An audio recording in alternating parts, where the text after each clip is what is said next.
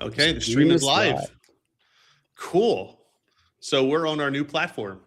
Yes. Which is called StreamYard. Yep. Very neat. Let's see how this works out. So we're live on TikTok, we're live on YouTube, and we're live where else? Twitter.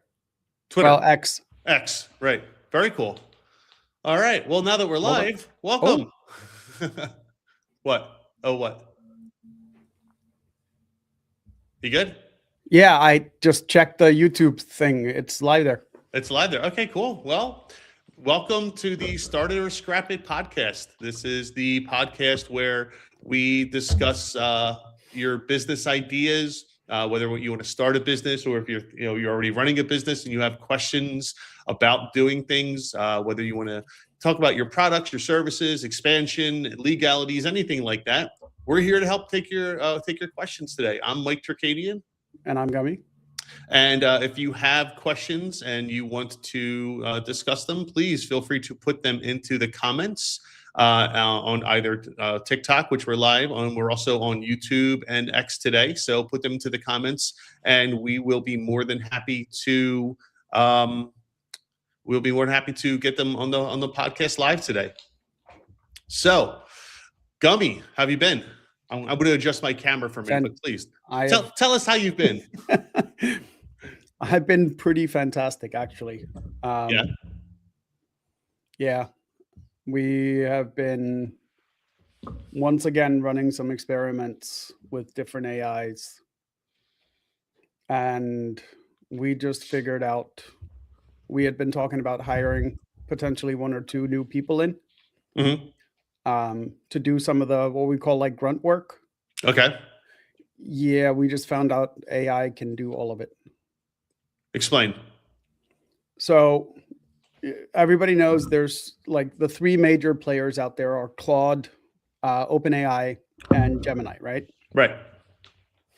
The problem has been they can do stuff, but they can't actually do stuff, right? Okay. Claude just solved that with their Chrome app and their desktop app. I heard about this. So I just gave your guys an example. I've had a folder sitting on my desktop for a year and a half. Okay. One of those that needs to be organized because information was all over the place because it used to be a shared folder on Dropbox. Yep. And people would just randomly put stuff into it. Okay. Well, the Claude app has something called Cowork, where I can give it access to specific folders on my computer, like actual computer. Mm-hmm. I gave it access to that folder, and it perfectly organized it in 30 seconds. Okay. Like it is flawless. It archived the stuff that had to be archived. It set the folders up in categories that made perfect sense. It organized stuff based on not only what it was, but also based on age of files. Okay. Yeah. We have an operations manual. So we have the main op manual in a folder, and then we have all of our notes, all of our questionnaires, all that other stuff sitting in that same main like master folder.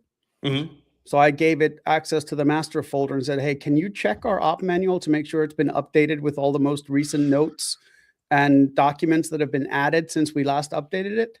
Okay. And it went through and it did a complete gap analysis and let me know everything that was missing from the op manual that had been added to that folder since the last update of the op manual. That's pretty cool. 20 minutes.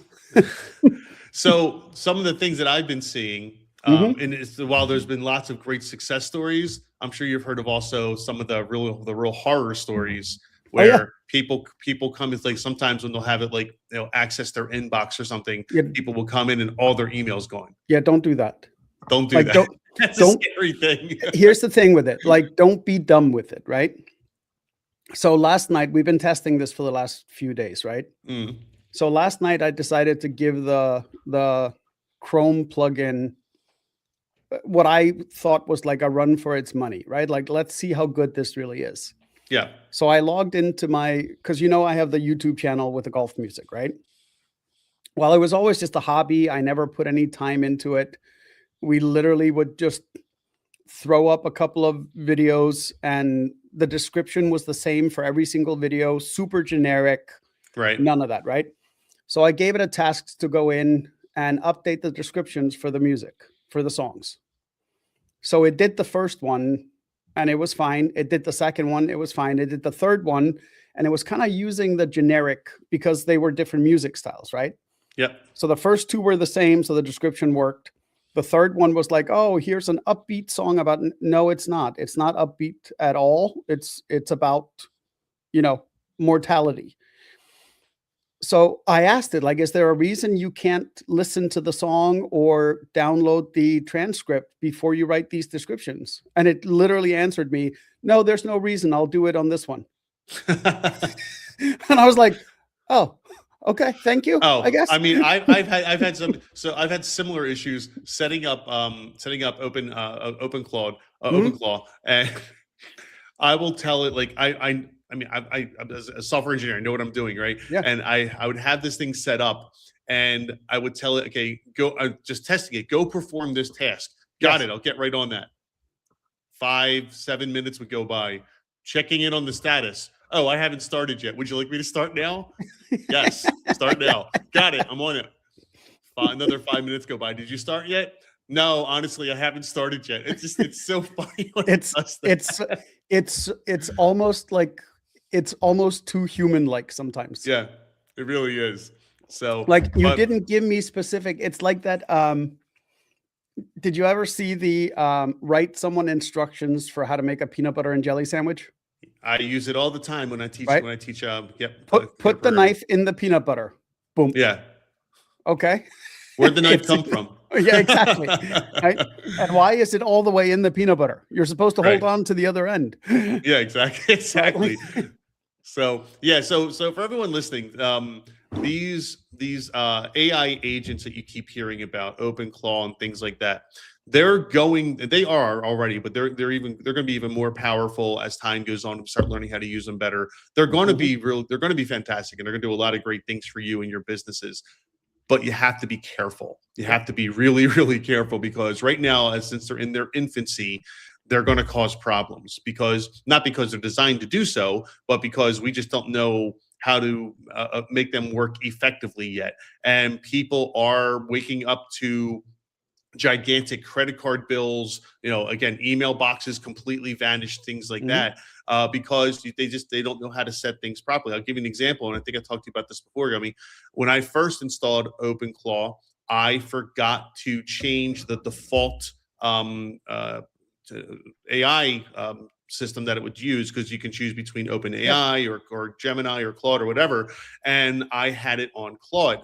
And when you have it set up by default, it uses the most recent version of Claude. And the most recent version of Claude burns through tokens. Like one single answer will use your entire day's allotment of tokens if you're not careful.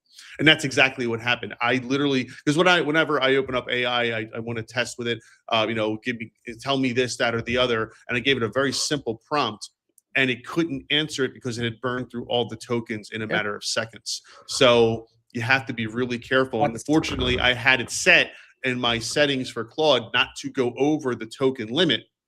Had I not done that and not realized that I was on Claude, I could have racked up hundreds of dollars in tokens in a matter of minutes. Oh yeah.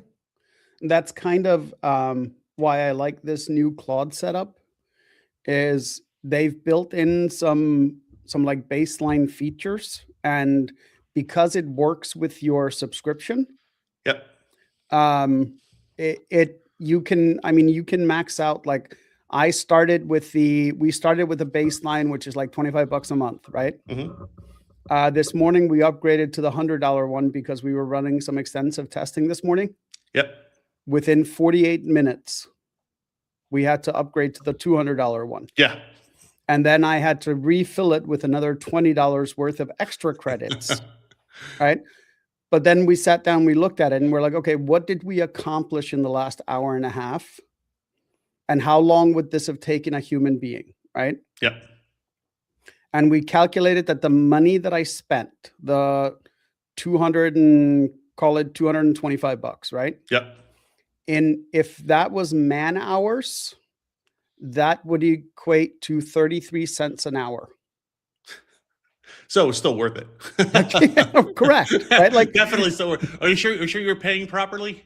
Correct. 33 cents an hour. Right, but that was the human value output, right? Yep. So $225 worth of AI money equated to 33 cents an hour when we calculated the human output that it did in that same time. Right. And for a business, that's great. That's fantastic. It's but huge. For the people that are playing at home and trying to, get this stuff to help them with their everyday tasks, they can wake up to a $2,000 credit card bill and not realize it because of a simple mistake. Sometimes it's a checkbox in the settings somewhere. Mm-hmm. And I mean, when I tell you that it is doing things better than the humans that we have doing some of this stuff. Oh yeah. And it required no training because we do control tests, right? Like we own the websites that we test this stuff on. We own the things and we know like if things go wrong, it's not a big deal. We'll just spool up the backup from yesterday, right? Yep. Not a big deal. Well, so we've been testing it on our own stuff to see what it does. And it is because we layered tools. So we have certain tools already built into the things that we're doing. So Claude has access to those tools, so it can use that as a baseline for what it needs to do, which is what I would call I would call that a very controlled environment and understanding stacking tools. Right. But when that is done properly, I mean, we're looking at this going, wait a minute, the person that we were thinking about hiring will not be hired now because for $600 worth of AI tokens, I can replace 2 people. Yep. 2 people that we don't have to hire. Like we're not replacing the people we have, but we have now extended the time by 2 hires. Yeah, it's crazy. No, I know. And we did have a comment from this is from AI Heavy, who says you have to have anti-hallucination instructions with this type of AI. Absolutely right, because the problem with the AI and the hallucinations, and for those of you who don't know what hallucinations are, here's the example. So I teach a class in AI. I teach attorneys. I'm just for those who don't know an attorney. I develop software, so I teach software people, etc. Hallucinations I described like this. You tell the AI, I need a truck. I'm sorry. I'm sorry. I need the names of 5 different bikes that can fit in the back of my truck, and I have a Ford F-150 or something like that. And I want 5 bikes that are designed to fit in that truck. But let's say there's only 3 bikes that are actually designed to fit in that truck.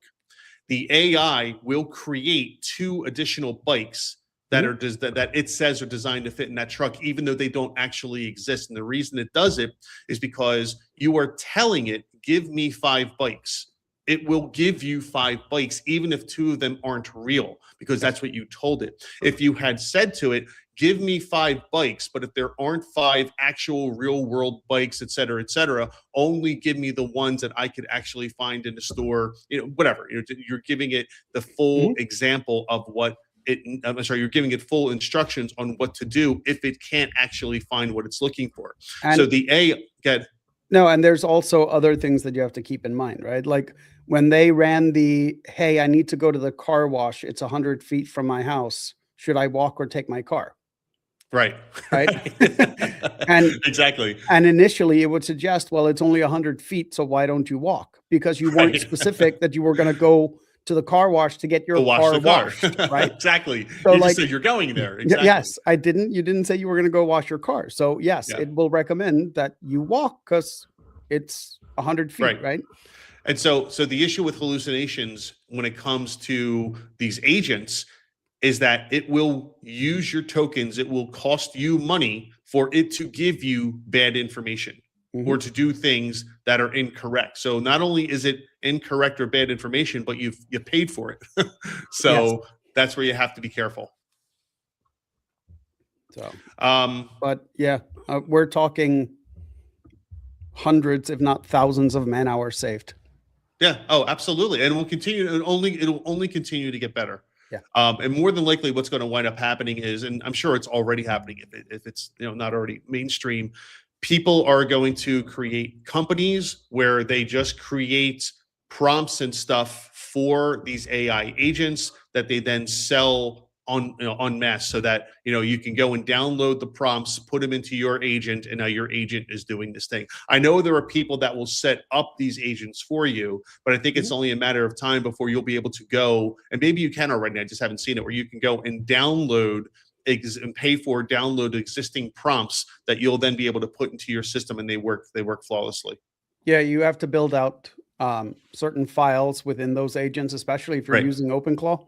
Those are going to be available on Substack, or like someone's going to pre-write these for you that Exactly. you can use as a baseline, right? Yep. My thing is, now that Claude has this out with the co-work and the Chrome extension, where you can now do functional things in a low risk environment, how long before OpenAI or Google comes out with something that does something similar, right? Oh, absolutely. I think OpenAI is working towards a multi-agent platform that you can use. That's just plug and play.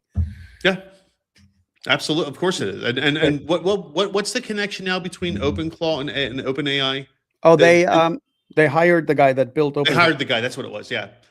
When I first read the article, I thought they bought the software, but that's not what happened. They hired the individual who made it, so now he's working directly with them, and that's exactly what it's exactly what they're building. Yeah, and if you look at the release notes for the last GPT,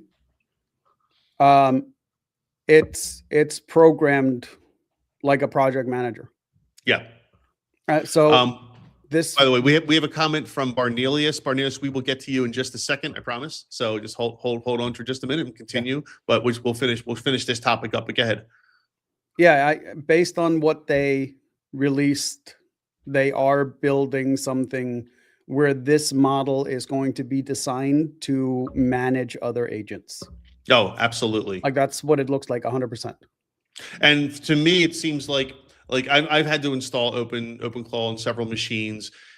It's a little tedious if you don't know what you're doing. Mm-hmm. My guess is they're going to make it easier, probably already set up. It's more going to be like clicking a few buttons and there, boom, it's working. Because I think the vast majority of people are not going to be able to understand how to set it up properly. I could be wrong about that, maybe, but that's what I think is going to happen. I think they're going to make it. It's going to be like a plug and play type. Yeah, you're going to be able to drag and drop and build your agents inside OpenAI, and there's going to be a hierarchy, right? But so last thing on AI, then we're done with AI. Right. That's what you think. That article that I sent you. Yeah. The difference between how China is embracing the AI boom versus how we are. Like in China, you could go to, they had this, what was a cloud server company, was literally helping people get OpenClaw installed on their computers. And we're in the US going, oh, AI is bad. Meanwhile, they're like, how do we get more people to embrace this? Right? Like it's such total different mindsets. Oh, I mean, we can take that a step further. And I'm not trying to get political here by any means. And I guess it doesn't have as much to do with politics, but the things I've been reading, like I'll read a lot of articles from overseas and such. Things I've been reading is here in the US, when we look at social media, we find funny content, often adversarial content, and that's our algorithm. That's what we see all the time. Over in China, they don't see any of that. Everything they see is STEM stuff, like it's science, it's technology, math, et cetera, et cetera. It's all educational. Yeah, that's specifically the kid accounts. Yeah. Yeah, well, that's what I'm saying. Right. So I'm sorry, I didn't start with that. So yeah, so that's. I mean, the next generation of children over there are going to grow up, with that type of mentality of, I need to be good at math, I need to be good at science, et cetera, et cetera. Over here, we're worried about, what superstar is flying on a jet somewhere. And so I don't know. That's just kind of what I say. All But you have to do is go look up what are the top rated videos for each region, yeah, and you can see the difference in what people are watching. And you can do that. You can use Google search trends. You can use, there's a bunch of these providers. Some of them are paid, where you can actually see what is getting the most interactions, what's getting the most views, all that stuff. And when you look at it between continents, I mean, you expect it to be different, but it's when you start digging Yeah. in on a country level, it is drastically different. oh Like yeah, absolutely. the difference between US and Canada and Mexico, it's like it's totally different. Yeah. So we have a greetings here from Jen XRP. It says greetings from Texas. I'm in Oh. Texas also. Look at that. I'm in the Dallas area, and I'm also a fan of Ripple. So See? Jen XRP, we're you and I, we're like this, like it. All right. So we have our first question, and this comes from Barnelius, who says, he's basically describing a business idea. It says, buy bulk hotel toiletries from Overstock, repackage them as cute travel emergency kits for people who always forget stuff, sell at airports or online, easy margins. Yep. Yes. That's diapers. That's diapers.com. Yes. Do you remember the story of diapers.com? No. Oh, you don't know this? Oh, this story is fantastic. So this is in the early 2000s, right? I don't remember what year, but it's probably like 2003, 2004. Diapers.com started. What these guys would do is they would go to BJ's, Costco, Sam's Club, etc., and buy as many diapers as they could, like buy out the stores with diapers, right? And then they would go online and they, of course, would sell them. And I mean, they made so much money off this, but eventually BJ's and stuff started catching on to it because people couldn't get diapers in their stores anymore. So they started catching on and started limiting how many people could buy. And a lot of times when you go to these stores now and you see you're only allowed to buy a certain number of certain things, it's because of events like that have happened in the past. But anyways, with diapers.com, that's how they got started. It became an enormous business, and they would just go from store to store to store, buying them wholesale, not wholesale, but distributor level, and then and selling them online for a profit. And they made a fortune because it's volume. That's what the internet does sometimes. Right. Well, and it's if you're moving volume, you can replace margins with volume, right? Yeah, there was actually. So this is a cool idea. This little travel emergency kit. I do. Right. You always need the same thing, right? You need toothpaste, toothbrush, deodorant, that kind of stuff. I think there is a company out there right now that buys the the little bar of soap you get at the hotel. Yes. And then you use it like twice, and then it just is left there. Yes. I think there's a company that has a contract with some of these major companies. So all those bars of soap get shipped to them. They melt it down and make new soap from them. What? Really? I believe so. Ethan, look it up. But yeah, you can get on that. I think there's a company out there that will remelt soap, hotel soap, and turn it into new soap bars. I don't know if that sounds interesting or disgusting. I can't tell which. It's soap, right? It's soap, right? Like I always think about what's the first thing I wash when I get into the shower and what's the last thing, because the person in the shower before me might have the same routine. Right. So, but it's still soap. I don't know. It's not like it's a toothbrush. Is it? You would think it's self-cleaning, right? It could be. I don't know. That's interesting. But for Barnelius's point of view here, no, this is a cool idea. I'm sure someone's already doing something similar to it. If not, a bunch of people are doing it. That doesn't mean you can't do it too. Yeah, it is a cool idea. I don't remember being at because like once you get past security, it would be kind of cool to be able to just grab especially like when you have overnight flights and stuff. Right. Because I never put my toothbrush or my deodorant or any of that stuff in the carry-on. I just don't want to deal with security. So if I could buy a kit like this, once I get inside the airport, I probably would buy it. And I would buy it every time I fly because once again, I don't take my toothbrush or my toothpaste or my deodorant or any of that stuff through check-in. But I can't tell you how many times I've been on a flight, especially an overnight flight, where I'm like, it would be really nice to be able to brush my teeth and put on a fresh layer of deodorant before, Right. leaving the plane. So Yeah, I think it's a good idea. I like it. Me personally, I do the opposite. I always have my toiletry bag with me when I go through security. But you carry the small things with you, and you're generally okay. But no, sometimes there's things that I forget, or it's last minute, or I have put things in the check-in bags before, and you're right. I could have used them on the flight. So things like that, and lots of people are going to do that. So things like that would be a great little side hustle to have. Yeah, I think this could be. I mean, think about the number of travelers on a daily basis. You don't need to sell that many units for this. I mean, it'd be a vending machine. It could be a vending machine. Yeah. Now, I do see, even at the airports, most of the time, actually, in vending machines, the ability to buy a toothbrush or toothpaste. Usually they're together, but or a stick of deodorant or something like that. But this idea is putting it all together, basically. Yeah. One kit you buy, and it has everything you need in it. I like it. It's a cool idea. I do so too. Barnelius, thumbs up. I like it. A little clear carrying case. It'd be perfect. And it is easy. You're right. It is easy margins. It really is. It what is. Are you really doing? Yeah. So, for those of you recently joining us, this is the Start It or Scrap It podcast. We take your questions about starting or running a business. We are live on TikTok, YouTube, and X today. And if you have questions about starting or running your business, please feel free to put them into the comments, and we'd love to feature you on the show today. So that was Barnelius, who came up with has a cool idea for some travel emergency kits. We do have a question here from We Are Earth. Says, how does one find location and sellers that will provide bulk items at a fair price?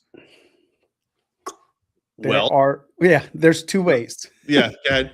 There's either distributors or manufacturers. That's the only two places you really get the best pricing. Yeah, bulk items at a fair price, right? So a lot of companies that manufacture their own products will not use distributors, so you have to go manufacturer direct.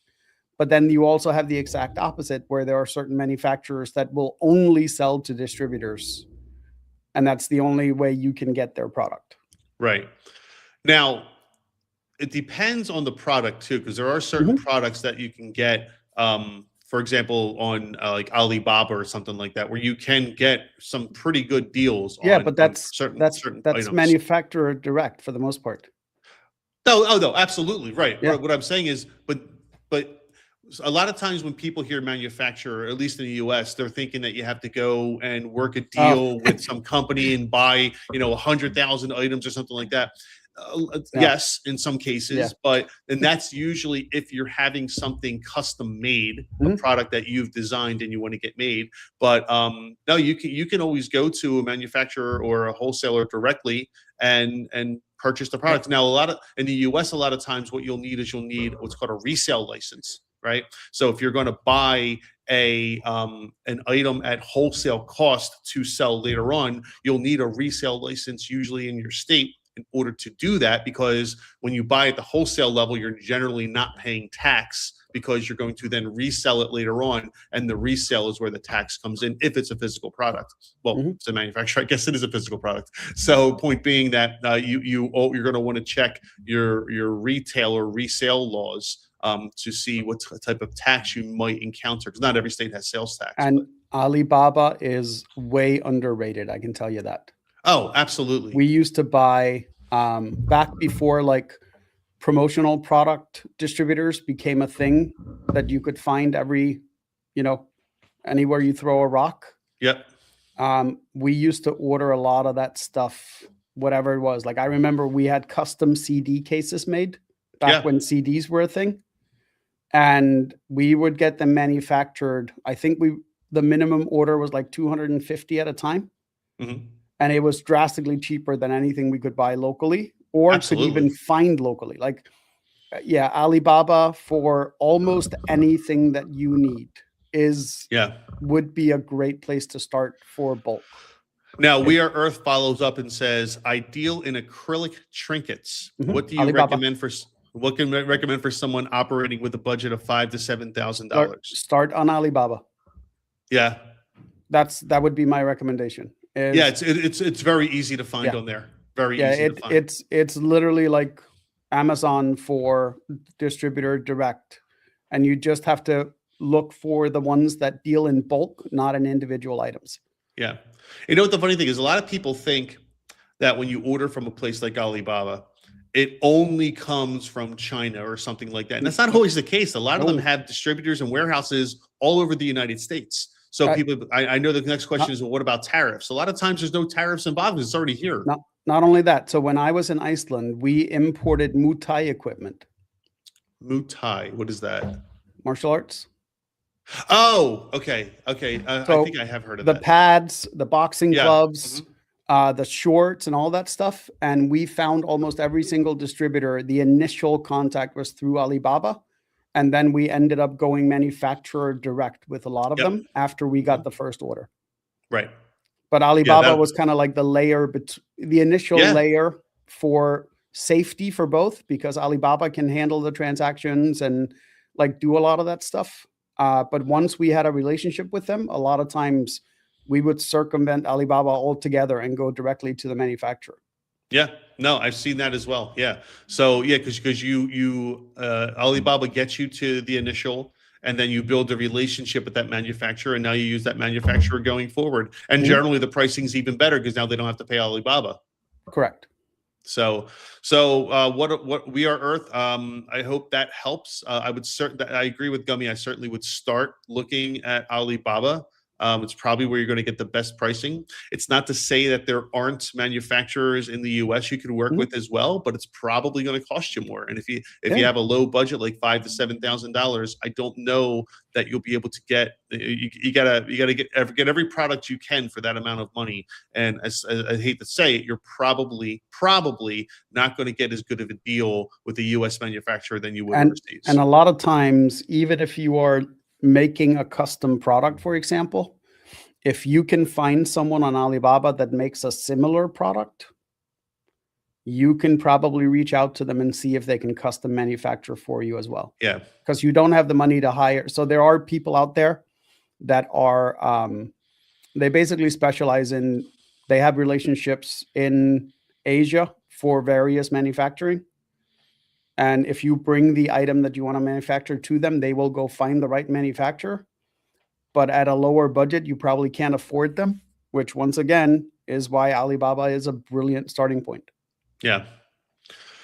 So if you have any follow-ups, We Are Earth, we're here. By all means, feel free to put them in the chat. And anybody else that has questions about starting or running their business, products, services, whatever it might be, feel free to put them in the chat as well. And we'd love to feature you on the podcast today. Before we go any further with any others coming, I actually want to touch base on something that I was talking with somebody about yesterday. So I have a friend that wants to start, she's talking about starting a business. And I'm not going to get into specifics, but she does a bunch of different things, and she kind of wants to put all these things together into starting a business. And I'm curious. I think I know what your take will be on this, but I'm curious what you think. Right? So she's giving me all these ideas. I do this, and I can do that, and blah blah blah. And I'm just like, okay, slow down. Let's back up. What would you say is like the thing you're really known for, like you're really good at? Okay, I would say it's this, right? So let's just say it's making widgets. Okay, just make widgets for now. Make widgets, because everything's kind of related with all the stuff that she wants to do, but it's like, just make widgets for now. Get into certain stores, certain places. Start building your network and become, in your local area, the widget person, the one that everybody knows that these widgets are great. Because once you build that type of credibility with the network that you're building, then they will very easily and more likely be willing to listen to you about the other products or services you want to offer. Because if you go with them with everything at once and you have no credibility and no backing and no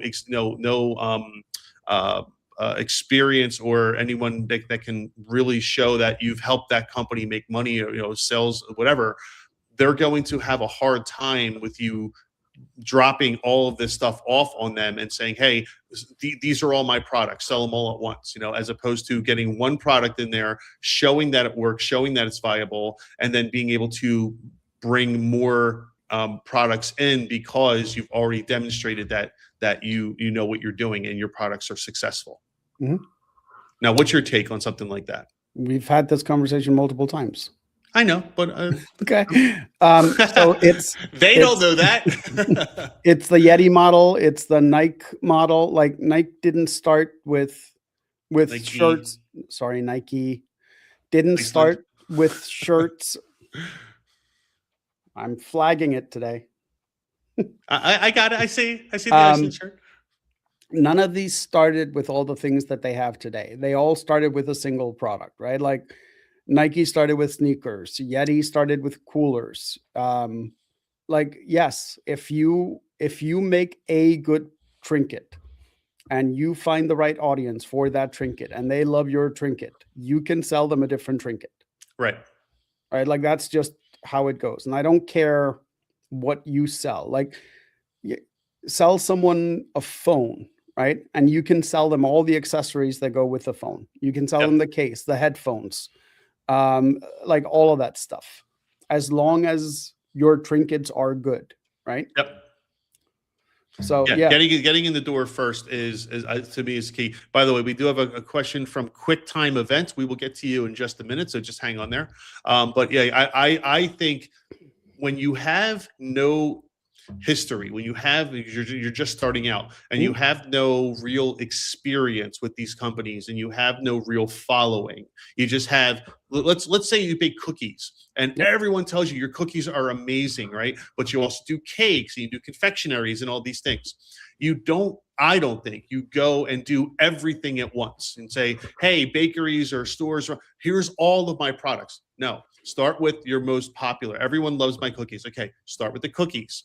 Mm-hmm. Once the cookies prove successful, and it might only take a few months, maybe a year. Once the cookies prove successful, then try my cakes too. Try that. I would narrow it down even further. I would start with one or two types of cookies, and that's it. Right. Not like a cookie collection.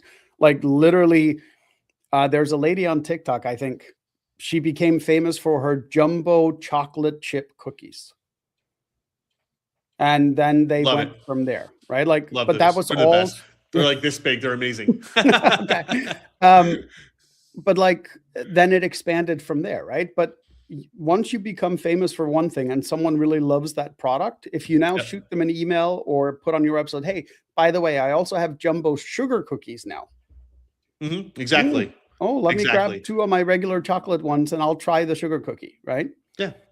Because here's where the problem could come in. Your chocolate chip cookies might be spectacular, but your sugar cookie might not be as good as you think it is. And if you have all those things out there at once and someone tries the sugar cookie first, they're never going to try your chocolate chip cookie. They won't. So get your brand going with the stuff that will deliver to the customer, to the end consumer, or whoever's using it. It's like, this is by far my favorite. What is that, Gummy? Oh, that's the Arnold Palmer, half lemonade, half iced tea. We can't see it in the TikTok camera. Oh, I'm sorry. I'll show it to you. There you go. Okay. But it was funny because I had tried multiple Arizona products before this one, and I was never a fan. The only other one that I kind of liked was their honey and ginseng. Yeah. But I only like it in the sugar version, not the diet. And it was by sheer coincidence that I even picked this up and tried it because I was on a golf course and all they had was sugar soda. Those little buckets that are out on the course. Yeah. Mm-hmm. So all they had in them were sugar sodas. And then there was like a couple of cans of these.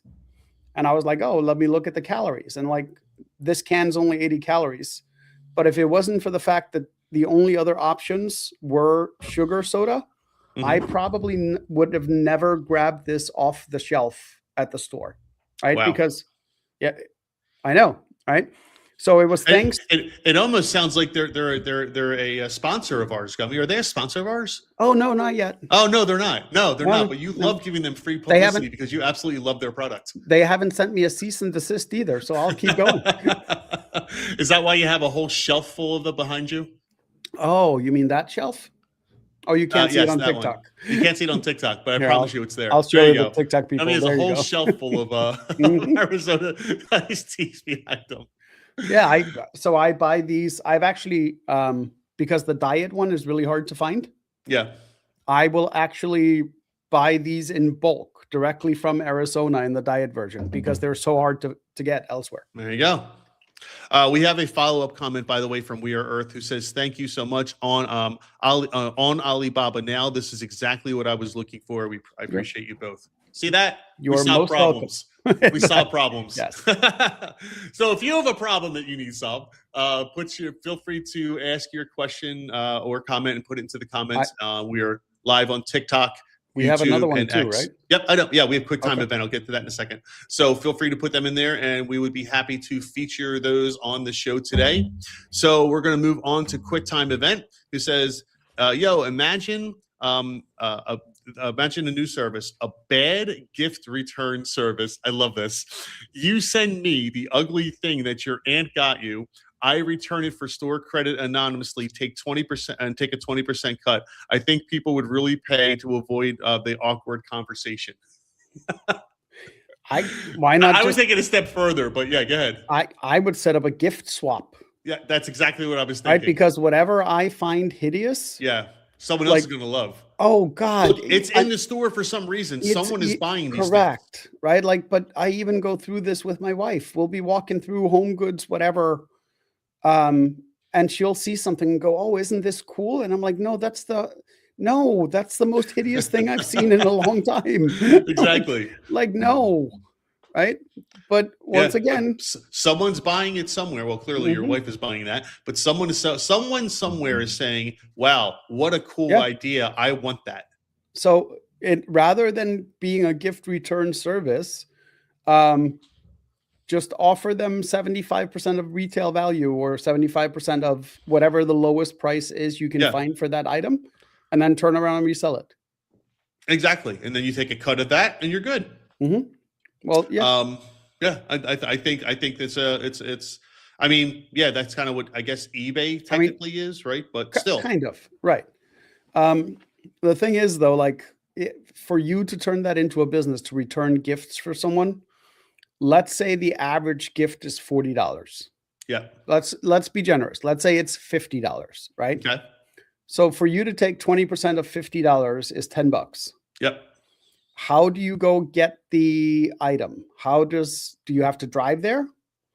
Do you have to drive to the store? And then how do you return the store credit to the person, right? Like logistically, it may end up costing a lot more than people would realize. To like 20% might not be enough for that, right? But if you have a service where they can ship it to you, and you get to take all the costs involved, then maybe it makes sense. But then you have all the other things like, I don't have what's that arts and crafts store that everybody loves? Michael's or Joann's? Yeah, like they don't have them around here anymore. They closed all of them. No, they closed them all. Right. So if my aunt is in Maryland and she sends me a gift from Joann's, there is nowhere here to return it. Yeah. Right. QuickTime event follows up and says, "Should this be an app, a store, a website, all of the above?" All of the above. Certainly an app. No, there's nothing you do online these days that won't be an app. You would know the numbers better than I. What's the percentage now of people on their phones versus a computer? Oh, it's I can give you an average website, for example. Web traffic is about 80% phones, 90%, and depending on the service. For product based, so it's kind of weird because we have a client that does pool tables and like pool accessories and bar stools and basically everything you need for your rec room, right? We were surprised that the number of desktop visits to her site are almost the same as mobile traffic. Yeah. So there are certain items, and I would put money on that most of the people that are going there on a desktop are looking for the bigger ticket items. They want to see the pool table better. They want to see the shuffleboard table better. But all the trinket stuff, the pickleball, the cues, all of that, I think that's where most of the mobile traffic is coming from. Okay. So clearly an app, you would do it. A website you would have as a follow-up, backup kind of thing. You don't need a storefront. I don't think you need a storefront for this. No. Right. So Nope. Now he follows up with, okay, but I have no money. How do I start with no money? There's plenty. I'm not going to say free things out there, but there are plenty of inexpensive things that you can use as a start, right? Because initially, all you need is an e-commerce store. You can set up a WooCommerce. You can set up a Shopify store for $20 a month. Shopify, I believe, has an app built in where you can basically create your custom app, but it's using Shopify's technology. Mm-hmm. And then it's just marketing the crap out of it. And you can do that on social media. You can get started on a lot of these freebie type marketing that takes up your time and not your money. That's where a lot of people start. Here's a for QuickTime event. Here's an interesting idea as well. Go on Facebook Marketplace and find things that people are selling. And I promise you will find hundreds and hundreds of things that people have had listed there for weeks or months that haven't sold. Contact those people and say, hey, I have this service where I'm selling things like this. Mm-hmm.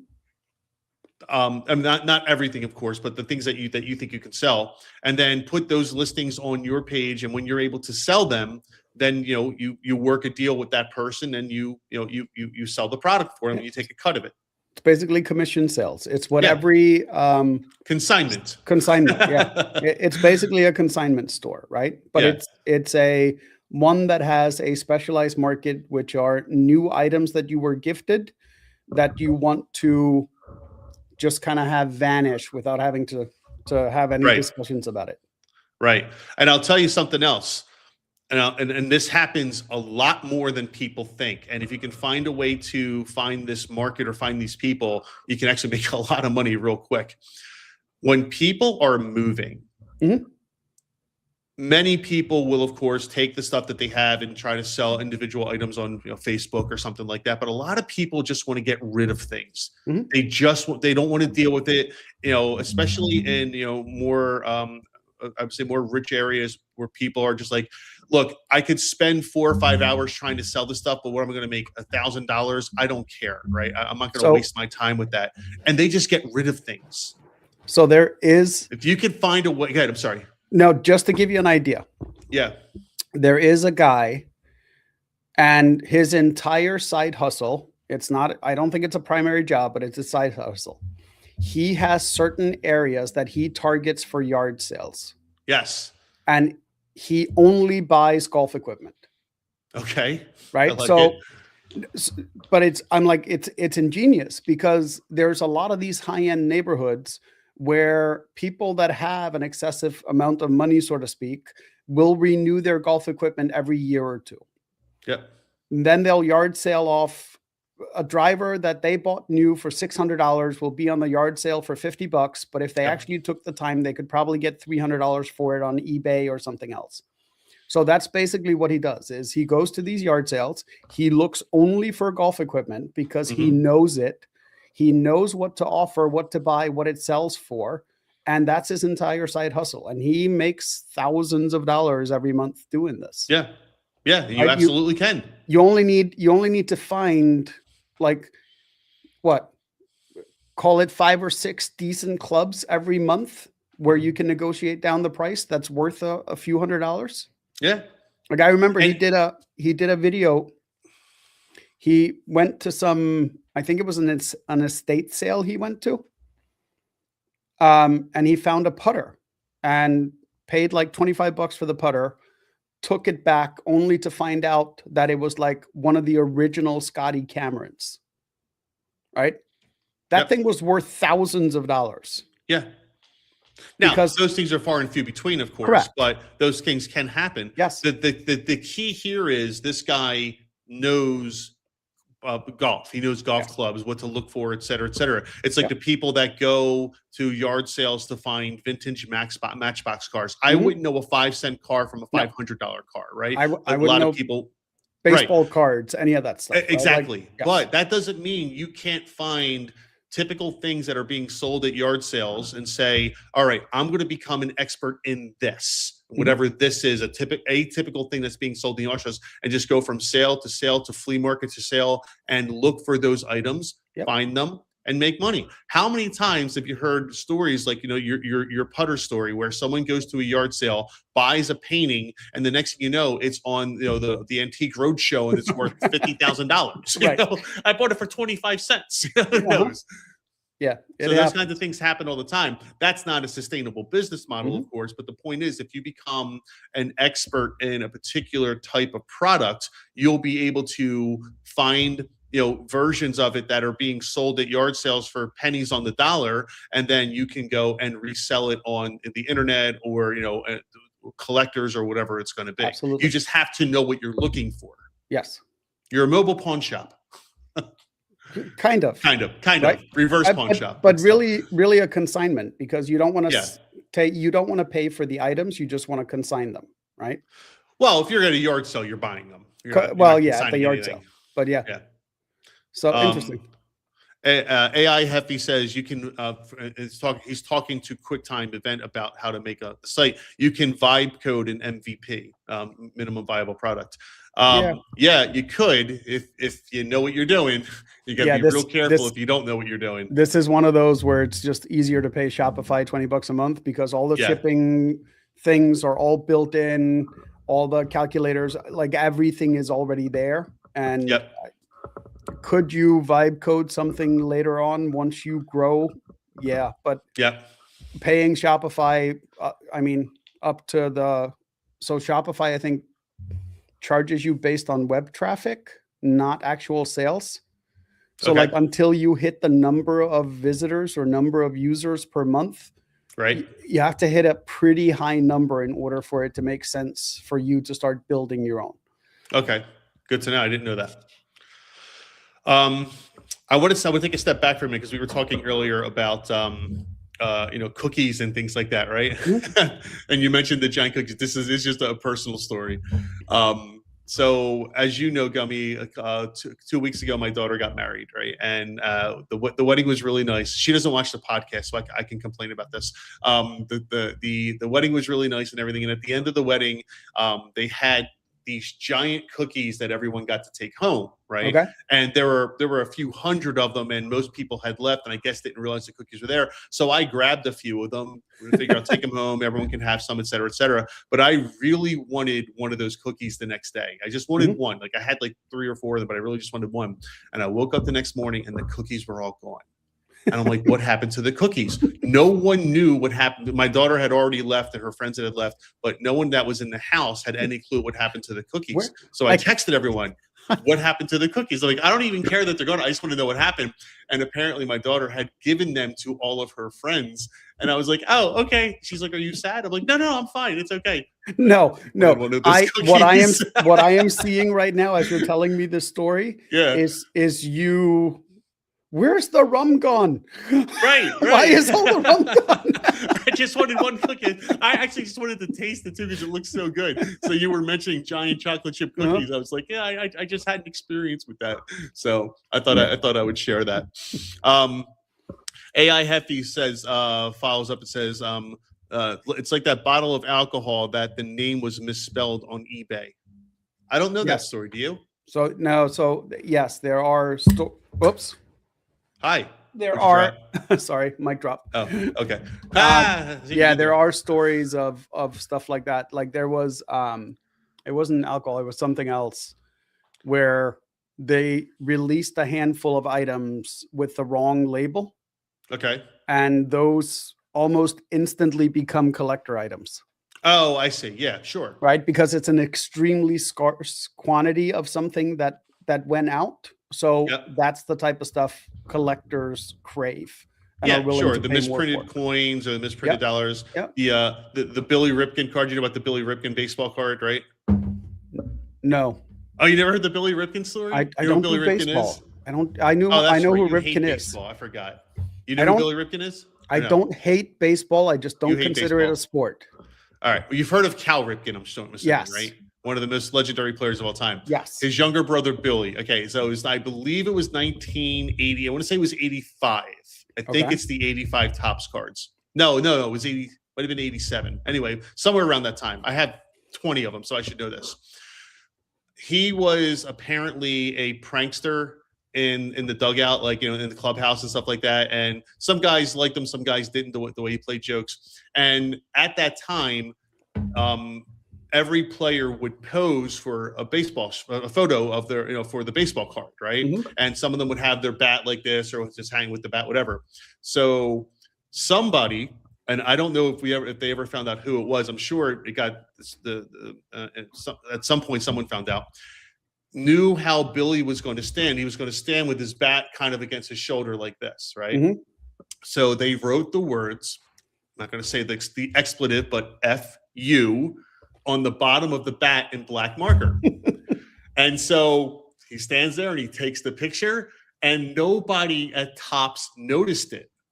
And it got through several runs before they noticed it. And it was in the production card, the ones that the kids were buying for 25, 50 cents at the stores. Yep. And there was a limited run of them that actually got out. And then they caught it and put a big block over it. But the ones without the block became instant legendary status and instant collector's items. Yep. So yeah, stuff like that happens. Yeah, it does. Those kind of things happen all the time. So those are the types of things. But if you didn't know to look for that, you wouldn't, you know what I mean? You wouldn't, if you become an expert in that field, you wouldn't know to look for it. So you wouldn't know if you came across that card and realized that it was actually worth some money. And I've said it a million times. There's money to be made everywhere. There is somebody collecting something somewhere that is worth a fortune, right? Yeah. It's like the stories of the troops that went to Vietnam and started buying Rolexes in Vietnam because they were cheap there. The ones that never took it out of the box and brought them back. Some of those watches are now worth like the hundreds of thousands. Oh yeah, absolutely. Right. Something they bought for relatively cheap there because it doesn't have the same market price as it does here. Right. Exactly. It's crazy. The amount of money that can be made off of random items. Yeah, I mean, I think the number is people don't realize most people have in their house. I think it's like $3,000 to $5,000 worth of collectibles that they don't even realize. Yeah, that wouldn't surprise me at all. I'm not talking about like the end table that you never use and you want to sell for $50. No one's buying that for $50. Nope. I mean, you probably have something in your house that is valuable that you don't even realize. Well, for this QuickTime event guy, this would be your opportunity to find out what those things might be, to buy them at a reasonable price or a cheap price for you, and then sell them to collectors or online or whatever, because there's nothing wrong with somebody not knowing what they have, you buying it and then selling it for what it's worth. Yeah, I think even like Gary Vee talks about this. Right? Oh, like all the time. He will go to yard sales and scan the items and find them on eBay to see what they're actually worth. Because I see that in the stores all the time, like Walmart, Home Depot. I'll see, and for years I didn't know what they were doing. Now I know they have a phone, they have their scanner, and they're scanning items, and they're saying, okay, this item is on sale 95% off at Walmart. What can I sell it for on eBay? Every year at the Puma outlet at the Jersey Gardens Mall, I think it is. Yep. There is a guy that shows up every December when they have the buy one, get one free, or buy one, get two 50% off, whatever it is, will come in and buy 2 or 3 types of shoes, and he will buy every single shoe they have in the store from that specific line, right? Yep. So they spent all of October and November doing research on what shoes are worth the most, which one they have the highest margin on. And then he literally has a shopper that goes out, because I was there the one time and they had like 5 giant, the bags that go in the little push cart containers where they get. Yeah. So he had 4 or 5 of those giant bags, all with the same 2 shoes in it. Mhm. And I was talking to the guy and I'm like, what are you doing with this? He's like, oh, my boss takes this and then we send it to Amazon. And then Amazon sells them for full retail. He's like, we make $40 to $50 per shoe that we sell. Yep. And I'm like, but you have hundreds here. And he's like, yeah, and this is not the only product we do it with.